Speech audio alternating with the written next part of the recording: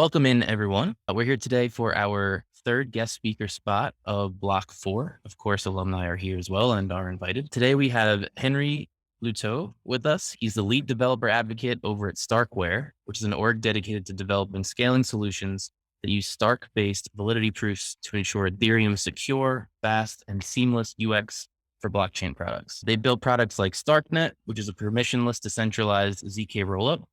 They've also built something called StarkEx, which is a standalone ZK-rollup SaaS product, which supports a range of use cases out of the box, like NFT trading, derivative trading, automated market makers, spot trading, payments, and DeFi pooling.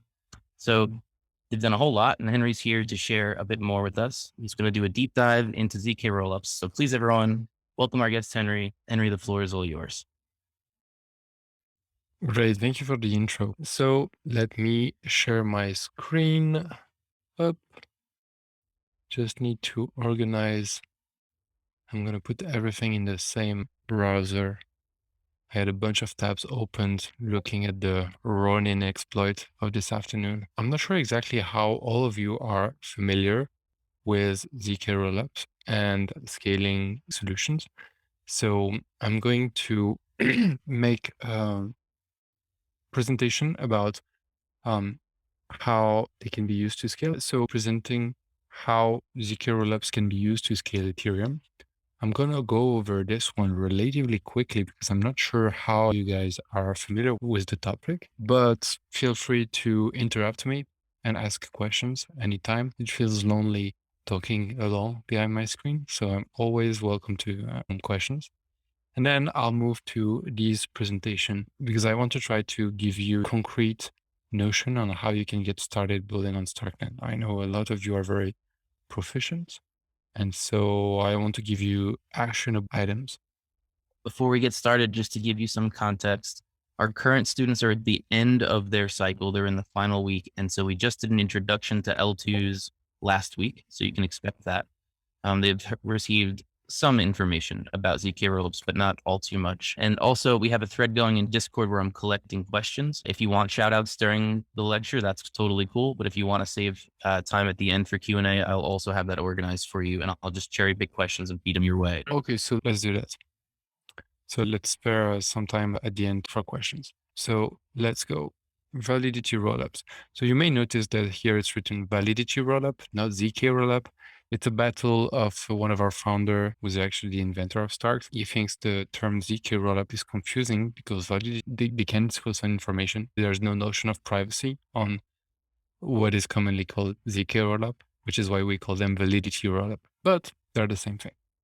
So the premise of my presentation is the following. Why do these technologies that were created 10 years ago, 15 years ago, not that long ago when you think about it, why are they slow and expensive?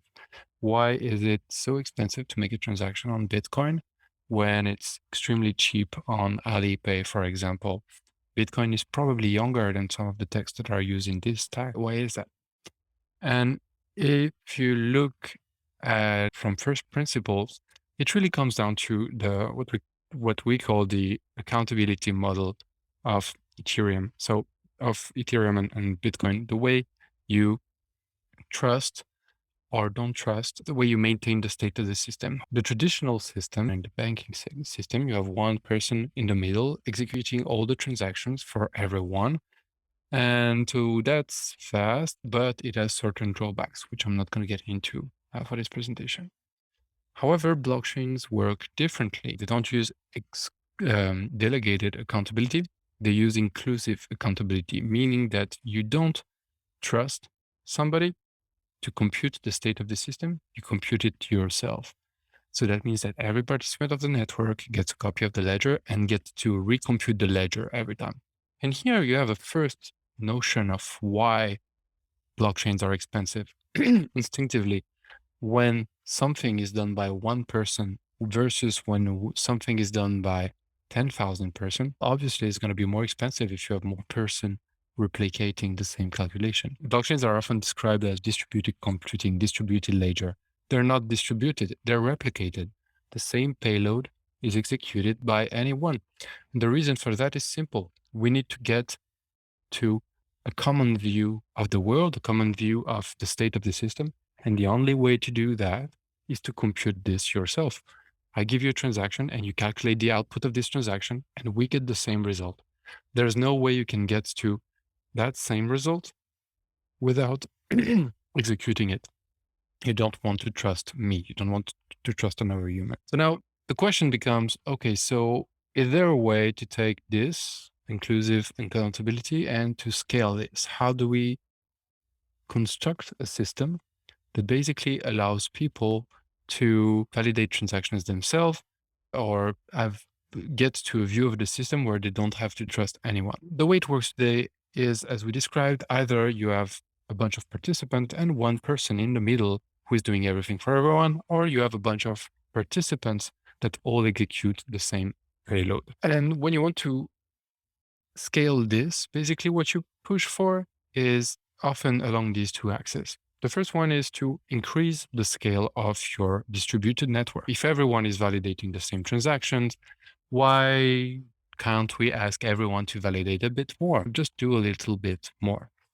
And the answer as to why this doesn't scale that much is that eventually you run out of capacity, because the more you ask of your participant, the more you're excluding participants for participating. And what's really fun with this is that it's never mentioned clearly, and these are not specs that are very well defined, but each network has its own criteria as to how much we should ask to each participant of the network.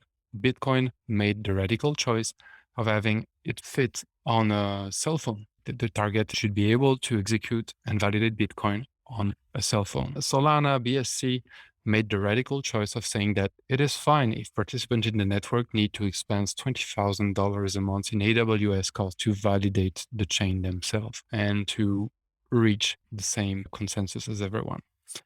Ethereum falls somewhere in the middle. Basically, you should be able to run an Ethereum node on a retail laptop, so the kind of devices that most of you are using to watch this presentation tonight. So what we see is basically that increasing the gas limit or the block limit doesn't really work, in the sense that the more you crank the volume button up, the more you exclude people and the more you're falling back on the same system we had before, which is you have one computer in the middle that you need to trust. We have another variation of this, which is fraud-proof rollups, where basically, I'm not going to get too much into details here, but you basically delegate the validation of the transaction and the validation of the execution of the state transitions to one big computer or to a few big computers, but you leave room for you to raise your hand after a specific period of time and say, hey, I think you're wrong. So basically, you rely on the fact that there's going to be a big computer executing it, and there's going to be a bunch of big computers that should be watching that this guy is doing something honest. So it's basically based on game theory. And as a user, you still need to trust other humans that your payload was executed correctly. Now, the way we solve the scalability problem is using a new kind of mathematical tools and cryptographic tool that I like to call proof of computation. So it's basically a tool that I want you to put in your head in the same category as hash functions or digital signatures. If you want to dive into the math of how a hash function works and why it is secure, you can, but you don't need to in order to use a hash function. You can just, for most of the time you're using it, you're just going to assume that hash functions work and you're going to use them. Proof of computations, you can put them in the same category. The math is sound. You can dive into it if you want. For most practical purposes, you don't need to dive into them. And what they allow is the following. They allow person A to write a program and send it to person B. And then person A can execute the program and get the result out of the program, as well as a specific cryptographic value, which is called the proof of execution. And then person A can send to person B the program, the result and the proof, and he can say to person B, look, I executed the program. You can verify the proof. And you can verify that the result I'm giving you is the correct one, but you don't have to execute the program. So B has to do some kind of computation to verify the cryptographic proof, but he has mathematical guarantees that the program was executed correctly. And what's cool with that is that for a lot of use cases, basically verifying the proof scales logarithmically with the payload you're trying to prove. So the bigger the workload you're trying to prove to somebody, the lower the amount per unit of work it's going to be to verify the proof. So to give you an example, this is something that is way more broadly than just blockchain. If I have an algorithm that I want to run on my computer, it's going to take 100 years and I don't want to wait 100 years. What am I going to do? I'm going to create an EC2 instance on AWS, or not an EC2, maybe a bigger instance. I'm going to run my program in the cloud and get the result. How do I know that the result I'm getting is correct? The program I executed and not some random values, or that there was not an issue on the machine that executed my program? And the answer is, I have no guarantee of this, aside from that I trust that Google and Amazon are serious companies. So in a lot of industries, this is not needed because there is trust. However, in the blockchain world where everybody's paranoid, of course you want to verify what somebody is sending back to you, right? If I executed a bunch of transactions on the side and I say, hey, here's the result, you have this much, I have this much, you will want to verify that I am not trying to cheat you. With provable computation, the cool stuff is that these proofs, these mathematic proofs, they can be interpreted and validated by Ethereum. So Ethereum is able to verify this proof and say, yes, they're valid and the program was executed correctly. The reason I'm showing a slide here with proof of work is that it's the same mental model as proof of work. When you have, I'm not sure how familiar all of you are with proof of work, but basically, if I show you a block with a specific hash threshold for difficulty, that some amount of effort and some amount of computation was spent, but you don't have to re-execute all the same computation in order to reach the same result. The computation was done without having to do it yourself. This is a more elaborate version of this, that the computation was done correctly and that it yielded that result without having to do it yourself. How does it work in the blockchain world? It basically works this way. So you get a prover that is batching transactions. So is taking a lot of transactions and is entering them into blocks. And all of these, the rules to process a transaction and the rule to aggregate a block and the rule to move from block A to block B, all of this is coded with Cairo, which is a provable programming language. And you can generate a proof that you executed this state transition correctly. And then this is sent to the verifier, which can be anyone outside the blockchain, but can be also Ethereum in a smart contract can verify this proof, right?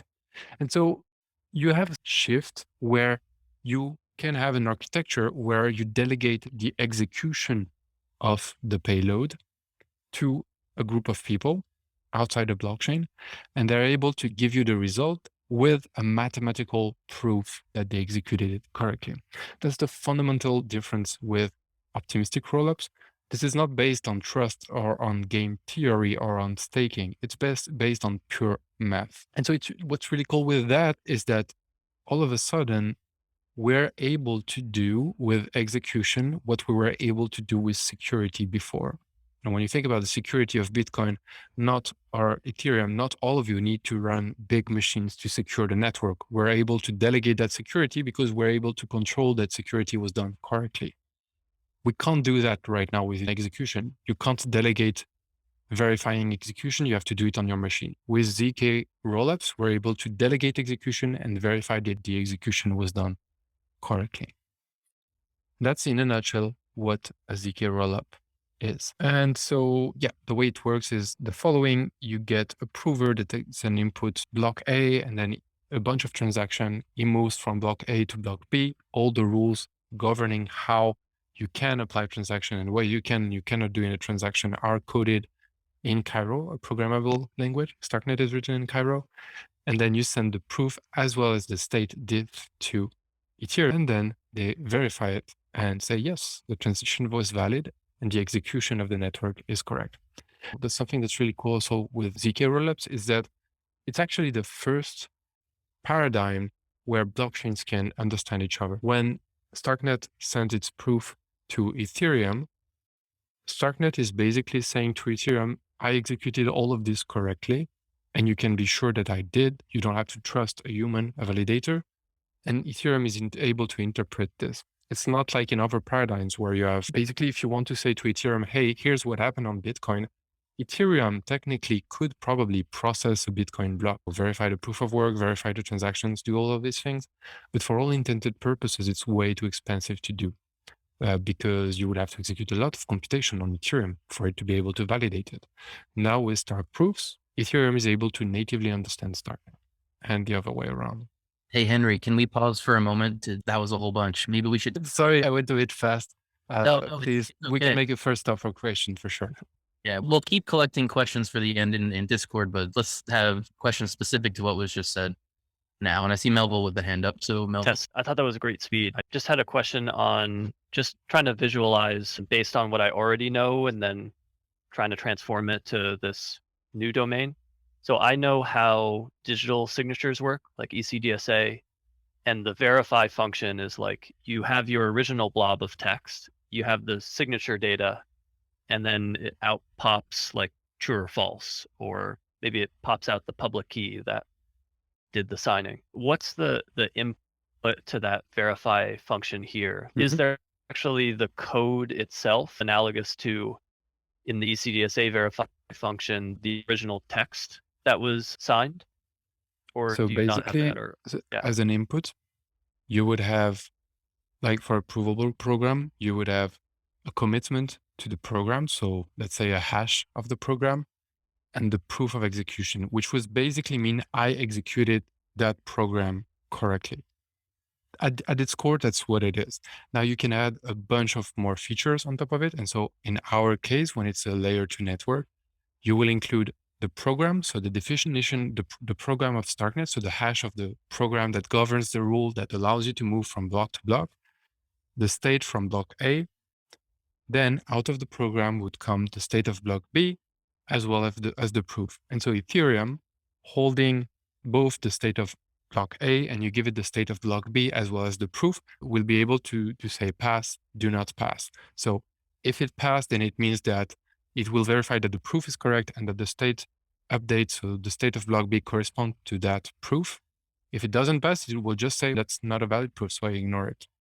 Does that make sense? And that almost just one last question. When you say state, like state A and state B, is that actually like a Merkle proof or basically like a succinct version of the state, or it's the actual state? It's the actual state.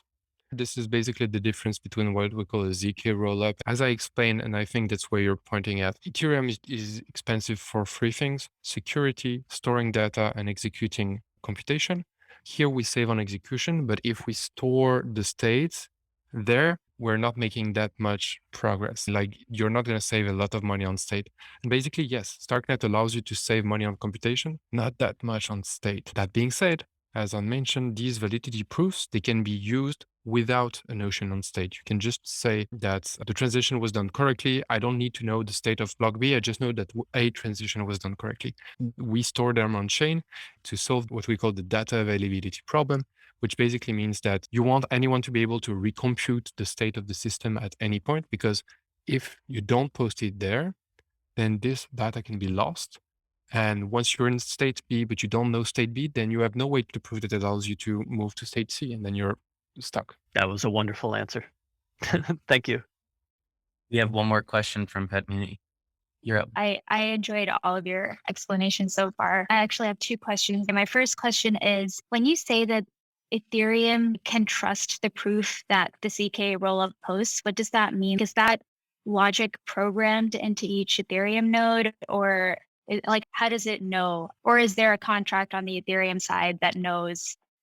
Sure. What I mean is that validating a proof is just a bunch of execution of mathematical code that you can code in Ethereum. So you have a way in your smart contract to interpret this validity proof.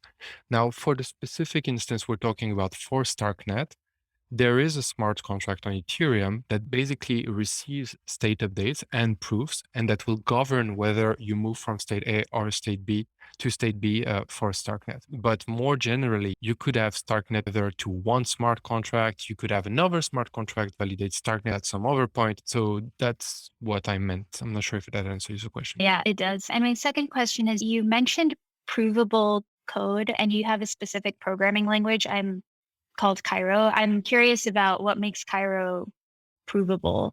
Okay, so I'll try to explain validity proofs, Starks, in 1 minute. 1,000 mathematicians are going to die screaming with my explanation. It's a Stark. I don't want to get too deep. At its core, a Stark is me having a long ass polynomial with a million factor. And I want to prove to you that I know a bunch of roots to that polynomial, so that I know a bunch of points where this polynomial will get to 0. Now, for you, verifying all these roots is very expensive and very long, right? It's going to take you a bunch of time. So instead of doing that, I'm just going to prove to you that I know all of these solutions. And in order to do that, I'm just going to say, hey, look, here are all the points where my polynomial gets to 0, right? And I'm going to generate an execution trace of all the places where I verified it, right? So I'm going to get, on one hand, I'm going to get a list of factors, and on the other hand, I'm going to get a list of zeros, right? On top of this list of zeros, I'm going to apply something called error reduction code, which is something used in telecommunications, which is basically a way for me to transmit. It is used initially to transmit data to somebody else. And so your data will be multiplied so that there's redundancy, but you will also apply some kind of algorithm on top of it so that if there is an error in transmission, you immediately know about it. It's basically a way when there's an error somewhere, it propagates in the whole answer and you know that there was a mistake. So I have this bunch of 0 and I expand it with error correction code. If there were at any point something that is not a 0, you would notice it immediately by looking at the expanded data. So with that, I'm just going to commit to that list of 0. I'm going to say, hey, here's the list of all the zeros I have generated with the error correction code. And here are a bunch of points that you can verify yourself. And statistically, if I give you enough of those and you only find zeros, then you're sure that I have not cheated. So basically, that's how they work. Now, how do you go from there to a programming language? Basically, that's the part I'm a bit less comfortable with. But basically, once you have polynomials, you're able to execute logic on this polynomial. You can define some things that are called constraints that will basically govern the behaviors of the different factors. And you're able to define mathematical operations that in turn allow you to define a programming language. And that's how we came up with Cairo. That's actually a nice introduction to my next part. But if there are other questions, I can take them. Does that answer your question so far? Yeah, it does. I understood 50% of it. I'll probably Google it later, but most of it, half Happy. there. Thank you. Moving on. Who are we? What is StarkEx? What is StarkNet? So Starkware is a company. We're about 60 to 70%. Most of the team is in Israel. We've been working on these topics in 2017. And one of our founder is Elie Ben Sasson, who is the inventor of Starks. And basically, we decided to focus on scalability and privacy. But first, scalability. So they came up with the mathematical theory I just explained, and then they went on to invent Cairo, which is a programming language that is provable. You can write arbitrary code, any kind of code, and then you can prove that you executed it correctly. What do we do with that then? The first step was to design StarkEx, which was wonderfully defined by you, Anthony, in the beginning. It's basically a white label trading engine that allows you to exchange NFTs or exchange ERC20s and do perpetual trading, right? So it's basically a set of smart contracts that define how you can exchange assets, right? And when you execute this, you can send the proof of execution to Ethereum, and Ethereum is sure that you did that and only that. And basically at its core, what is StarkEx? It's a smart contract on Ethereum where you can deposit funds. And then when you deposit these funds, this triggers something in the Cairo program that credits you with token, you exchange a bunch of them. And once you have a balance, you can trigger something else on the way back and say, hey, I want to get back my money out of Ethereum. And when the proof of execution is sent to Ethereum, the smart contract knows, okay, I should send that money to Badmini. And that's it. So it's a standalone ZK rollup that allows you to scale trading indefinitely. And this product, I'm going to go back on the numbers a bit later, but it's been in production for almost 2 years, and it has been able to achieve some pretty impressive feats that I'm going to get into it in a minute. Trading is fun, but you can do way more stuff with the blockchain, right? In a smart contract on Ethereum, you can write way more things. And also, you want to write your own logic. You want to write your own application. So once this was done, we went after that objective. And we came up with StarkNet, which is in turn an L2 on top of Ethereum. So it's a blockchain network separate of Ethereum that is tethered to Ethereum. And when you move from state A to state B, or from block A to block B in StarkNet, you can generate a proof that proves that you did this following the rules correctly and that you did not make an invalid state transition. If you executed your geth node and the transition from one block to the other, you could generate a proof that this code executed correctly. And Ethereum is able to understand that. And you have the same mechanism. Basically, you can send messages between StarkNet and Ethereum using this. And we've been working for this for about a year. I'm going to explain a bit. But first, let's go back to StarkEx, because people often miss this. This slide is not up to date. Last week, StarkEx passed the $500 billion marks. More than $500 billion worth of value was secured and exchanged through this network, which is massive. And last week, for the full week, StarkEx executed more transactions than Ethereum layer 1, like more transaction. When you think about it, and of course you noticed, you saw the guy spike up. Probably you didn't see it last week because it had no effect whatsoever on Ethereum, which is crazy to think about. You have a network secured by Ethereum, working on top of Ethereum, doing more transactions than Ethereum, and nobody notices. So when people say, hey, L2s are the future, they're not the future, they're the present. People are already using it and using it to scale. And projects like DYDX, which is our biggest user, have been able to scale so drastically that they're using it in ZK-rollup mode, and they've been able to reduce their cost by 500 to 1000x.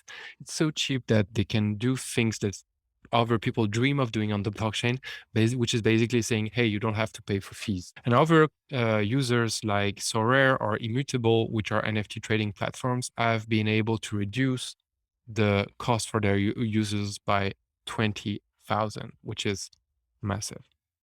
Now, where are we with StarkNet? As I mentioned, StarkNet is a full ZK rollup network on top of Ethereum. We've been working on it for about a year. It has been on testnet since July. For the past year, we focused on adding functionality. So making it possible for you to write arbitrary smart contracts with arbitrary logic that is interpretable and validable by Ethereum. And we will be at feature parity with Ethereum within a month or so. The only thing that we miss right now is create the capacity to deploy a contract from another contract. And the reason it took us so long is just because we want to do it right. So in engineering term, when we scale it, it doesn't come back and bite us in the ass. So we're going to be at feature parity with Ethereum within a month. And our objective now is to focus on scalability, so performance. And we have a list of easy, low-hanging fruits we want to tackle by the first half of this year, so by the end of the first semester. And by then, we should be able to process about 10 times the amount of transaction Ethereum is able to process at 1/100th of the cost, 1% of the cost. And these are not random arbitrary number. We're fairly sure we can achieve that. And once we're done with that, we're going to move forward. And the reason, again, why we're able to do that is because when we do 10 times the amounts of transaction of Ethereum, you don't need everyone to do this computation. You need one person to do it. And then all the others can just verify it. And who is that one person doing all the transactions today? And the answer is us. The network right now, we're working on functionality, and it's fully hosted, operated by us. It's entirely centralized. It is not decentralized. But that's not the final form of the network. That's not what we want. That's not what we're building. We're building a fully decentralized self-sovereign network. We're not looking to build anything else. I don't think I need to explain why. We can all agree that things are not very interesting. And this will come in the second half of the year. Basically, what we're looking at now is how can we decentralize? And by the end of this year, it's not something we want to rush because it's a very important topic. It's pretty critical by the end of this year to have a clear roadmap to decentralization, to know what will happen when. And so where are we today? What do we have? You can do general computation on StarkNet. You can interact with L1 through StarkNet. You can permissionlessly deploy your transaction and your contract. You can have contract interact with each other. There are ERC20 contracts that you can use. They're not finalized yet. They take their time with security, which is good. It's not finalized yet. We will have a token bridge soon that you'll be able to use, where we don't want to rush this for obvious reasons, though I'll explain a bit later, but we have a messaging bridge, which you can build really cool. And we're working with a very large array of players from the ecosystem. We'll work a lot with Nevermind. They're working on a block explorer for us, and they wrote Solidity to Cairo transpiler. So you can write your code in Solidity and have it transpiled to Cairo. It's not perfect, but it's a good way for you to deploy your code to StarkNet if you want to. As I mentioned, we're working with OpenZeppelin on standardization to have contracts that are easy to use out of the box and are safe. And that's StarkNet in a nutshell. If there are questions, I'd be happy to take them. And then I want to show you how to get your hands dirty.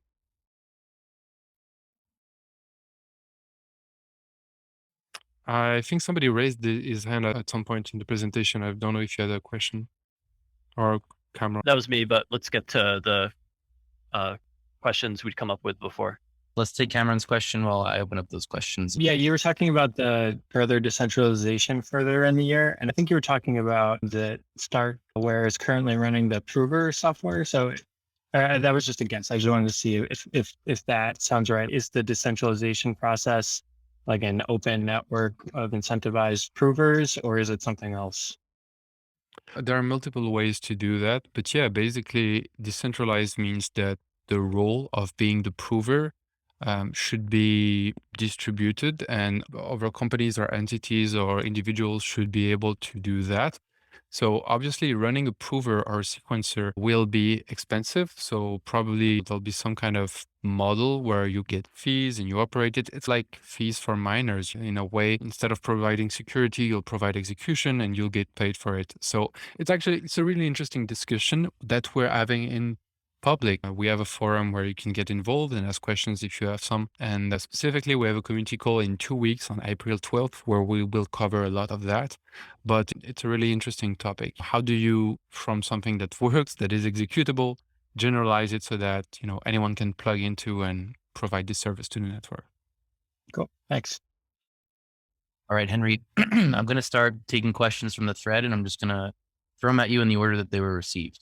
Keep in mind the first couple came in before the talk, so if you think that it's repeat, just let me know. Have there been any big ZK-related hacks, or is it just too early for that? It's too early. I was going to say there's not a lot of value locked in yet. It's not true. There's a lot of value locked in like StarkEx and other systems, but you will have two kind of hacks, I think. You will have bridge hacks, and these for ZK-rollups or ZK tech, so far we haven't seen any, to the best of my knowledge.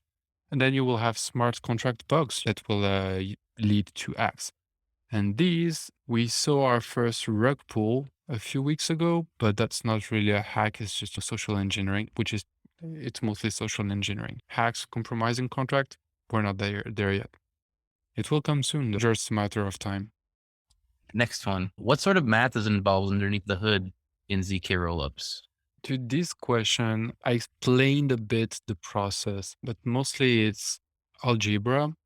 And I think something that's interesting is that the kind of cryptographic primitives your construction and your algorithm is based on, and Starks are based on one cryptographic primitive, which is SHA 256. So if SHA 256 breaks, then Starks break. 256 is what a lot of our systems are based on. It's something that, basically if it breaks, we'll find a way to replace it like we would in Bitcoin, but it's basically terra incognita, right? Once we find a collision, SHA-256. But other constructions such as Snark, so ZK Snarks, they're based on two cryptographic primitives. SHA-256, and now why this is interesting is that SHA-256 is proven to be quantum score, whereas ECDSA is not. It may be, but we don't have a certainty for that.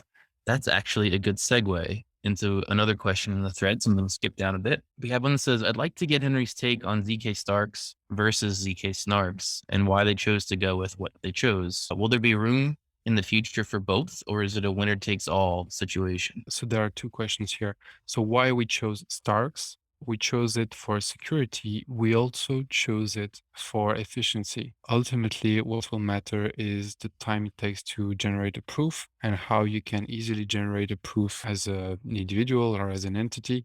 And in the benchmarks we did, Starks are 20 times faster to generate than Snarks. And so that's the main reason we went with that, as well as security. Now, is it a winner take all? Is there for both? That's my personal take, but I would say there is space for both because most people don't care about that. How it works under the hood is important to people like us, but end users, it won't matter that much. And I have no doubt that great products will be built on StarkNet, but also on other solutions using ZK Snarks. And so people will use them and will use ZK Snarks because there are cool products built using them. That was a really good answer. The next one. What is Validium? I've heard this talked about when discussing ZK-rollups, but I'm not exactly sure what it is. Is it relevant to what Starkware is doing? Yes, it's what we discussed earlier. When you have a ZK rollup, the thing I mentioned was the data availability problem. So you can interpret the proof and verify that the state diff is correct, or you can just interpret the proof. However, if I give you a proof that I move from state A to state B without giving you state B, then you miss state B, you can't move to state C because you don't have state B. And so it's less safe not to have the state. What we do is we store the state on Ethereum because Ethereum will never disappear. Or if it disappears, so does StarkNet. So we store it on Ethereum so that anyone can retrieve it. Now, for other systems, some may say, hey, look, storage is expensive on Ethereum. Let's store it somewhere else. Let's have any kind of solution where we store it anywhere else. And this is valid also. People, to each his own, and some people will want a little less security, but less cost also. And that's what Validium is. ZK-rollup is when the data is stored on chain. Validium is when the data is not. And then there's something in the middle, which is not yet implemented, which is called volition, which is basically a construction introduced to StarkNet, which at some point will allow you to write a smart contract. And for each variable you'll define, you'll be able to say, hey, this is on chain, this is off chain. So you can give granularity to a developer to choose what is valuable and should be secured by the chain and what is not. It introduces a lot of attack vectors, of course, and there's a lot of unknowns, but it's what we're working on. And that's what volition means. That sounds super exciting. And like some hacker somewhere is going to have Explorer, whether they succeed or not. We'll see. All right, next question. How can you tell what mathematical functions are good candidates for ZK rollups? And how can you tell what's outside their scope? I'm not sure I understand this question, but I'll try to answer it. As I mentioned, when you write a computer program, it boils down and it compiles to CPU instructions, which is logic, gates, transistors, and things like that. And so some logic on top of it is cheap, like addition, subtractions, and things like that. And some other things are expensive, division or multiplying. At its core, a provable program, Cairo, compiles to arithmetic instructions, which are executed on top of a polynomial. So some operations like additions and subtractions are quite expensive, while others, such as divisions and multiplication, are quite cheap. I can't really give you insights or guidelines further than that. I would say that it depends. And that's also the reason why we use different hash functions and different signature algorithm on L2 on StarkNet rather than on Ethereum, because some of them are much faster and cheaper to verify on StarkNet rather than their counterparts, for which it's the opposite. Samantha, did that scratch the itch for your question? I'm sorry? I was asking the author of that question if that satisfied, and she said yes. All right. I want to be conscious of time. We are at 11 minutes left, and I have 4 more questions in this thread. Do you think we can hit them before we do a look at code? I don't think we can, but I think it's fine if you have questions. I think we'll get more value if we ask those questions in these 11 minutes rather than if I try to push my content too fast. What I'll do though, I will send you the link and I'll just say this, that if you're interested in building, do take a look at what it is. It's less hard than what most people think. So right now, writing smart contract in Cairo is difficult, not because Cairo is difficult, but because writing smart contract is difficult itself. If you know how to write smart contracts, moving to Cairo is not that difficult. The syntax is a bit different. It's a bit lower level, but it's nothing crazy. What does suck is the tooling. We're basically where Ethereum was 4 to 5 years ago. So the tech work, things work, but the tooling, it makes it hard. When you Google an error, there's not a lot of things that pop up on Google. You just have to be willing to pull up your sleeves and do cool stuff and try to solve things. And you will always find an answer on our Discord. Our community is very engaged and very present and happy to help. And something I forgot to mention that I really want to mention, and then we can move with questions, is the following. I think scalability for a lot of people means more transactions, faster transaction, and cheaper transaction, which is cool and sad at the same time because scalability means more power, basically. And this can go in 2 directions. You can do more of the same, or you can do more complex stuff. And that access to more complex stuff is what really gets me excited. Since computation is cheap on StarkNet, you can do a lot of computation that you just can't dream of on Ethereum. And you can do really cool shit that just expands the realm of what's possible. And that's what's really cool. It allows devs to dream again about what they can do with a blockchain platform. And I strongly urge you to explore that because this is where you're going to have most fun. You can do things in your smart contract that are just not possible anywhere else. And it's really hard for me to give you a specific example because it's incognito. Everything is to build. Henry, that was very romantic. Go ahead, Melville. I was just going to add what popped in my head when I met someone at Denver who said they were implementing a physics engine on Starkware. Yes, exactly. Yeah, which is just impossible. That's the example I always take. You remember the video game Worms 2, when you have worms shooting at each other? If I ask you to implement this on Ethereum, what will you do? You'll do a marketplace for weapons. Maybe you'll count point with an ERC20. Maybe you'll have characters with ERC721. Now, how do you shoot at each other? How do you calculate the trajectory of a bazooka? There's no way you can do that on Ethereum. On StarkNet, you can calculate the trajectory of the bazooka. You can calculate the map, what's the damage, what's the trajectory of each shrapnel and the damage it has on the map. All of a sudden, you get all this gameplay on chain. It's basically for game developers going from black and white to Technicolor. That's so cool. What's the current state of Solidity transpilers like Warp? Do you have a hunch whether 2 years from now, most total value locked in contracts on StarkNet will utilize Solidity transpilers, or will Cairo become native? Yeah, there is a Solidity transpiler, and we're not. That's actually a really good question. We're not sure internally how we should use this tool. It works. It allows you to go from Solidity code to Cairo, and it's getting very efficient for some applications. It's getting very good. Should we push people to use Solidity? Should we push people to use Cairo? And here's another fun video games analogy. You played Nintendo 64. Maybe you played Pokemon Stadium, and maybe if you played Pokemon Stadium, you remember that there was a small cartridge where you could put your Game Boy game and play it on Nintendo 64.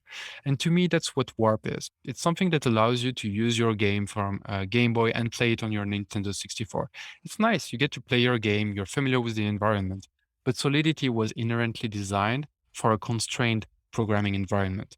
Cairo doesn't have that. And at some point, it's nice to develop games and to develop Game Boy games. Nintendo 64 is 3D and then you get colors. So I think for a lot of big protocols that don't want to bother, they will merge their code from Solidity to Cairo.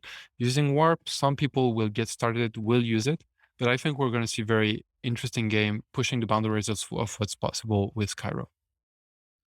That was a great analogy. Thank you.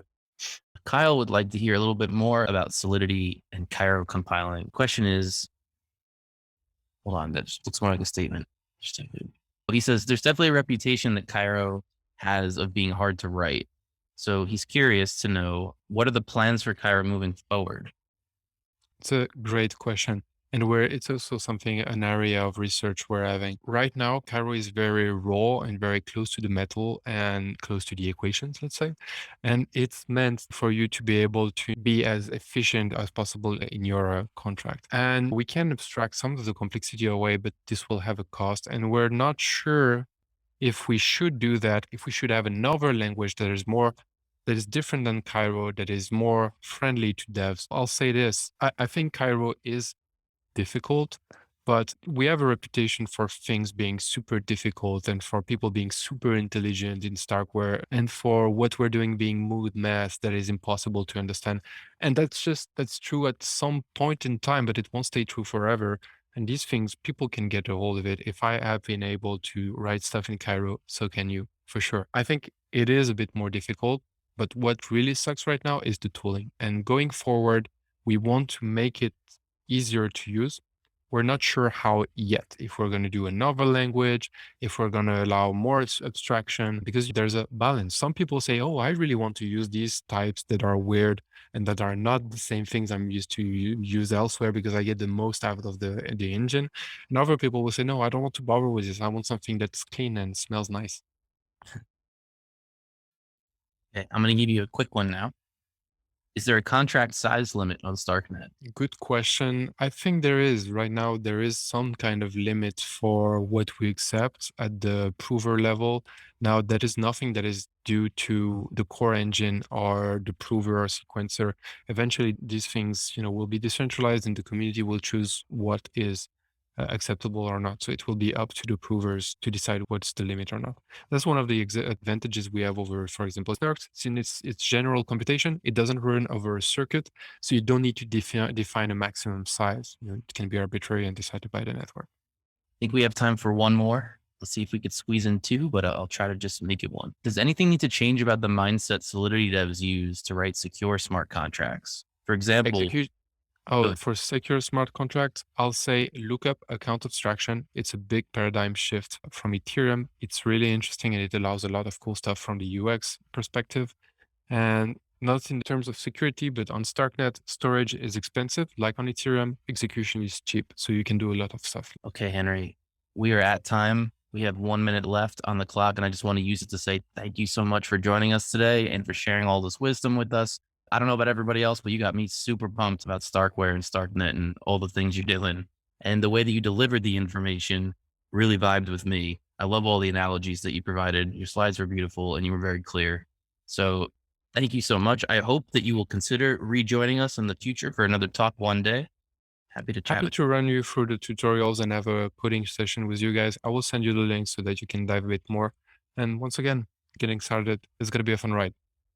Awesome. Thank you, Henry. Everybody give Henry a good round of applause. Thank you.